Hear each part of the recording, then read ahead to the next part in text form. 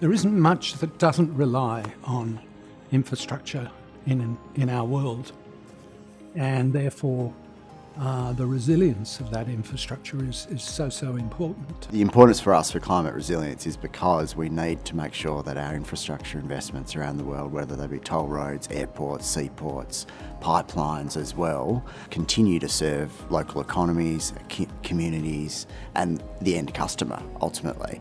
So actually having a climate resilient portfolio allows you to continue to deliver services that delivers you revenue, and that's good for our investors as well, obviously, and that's the millions of people, working people around the world that actually invest. The key risks that QIC looks at from a climate resilience perspective are, first of all, obviously looking at the impacts on the asset itself. Is the asset able to withstand certain extreme weather events or changes over the long term in weather patterns, but also looking at the interdependencies of the asset. Are those that need to use the asset or access it able to get there in the event of a climate event? There is a sort of a conceptual challenge to what we mean by resilience, and it's not one thing. When we talk about resilience, we're talking about the ability of a system to bounce back from a shock.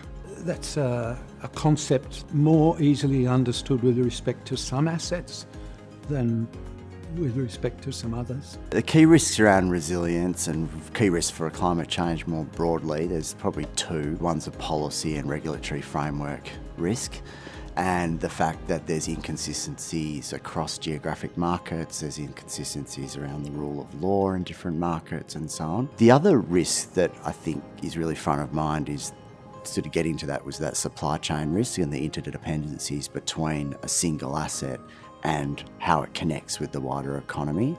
The impacts flow through not only to the efficiency of the asset being able to operate, but they can impact the communities around them in terms of how the goods or services are delivered. We have a lot of people thinking on this issue.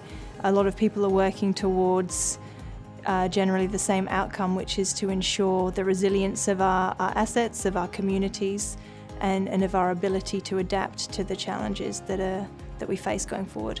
That provides opportunities as well for new investments as well. So we often think about resilience risk, but there's actually opportunities when we think about changes of suppliers or changes in new customers.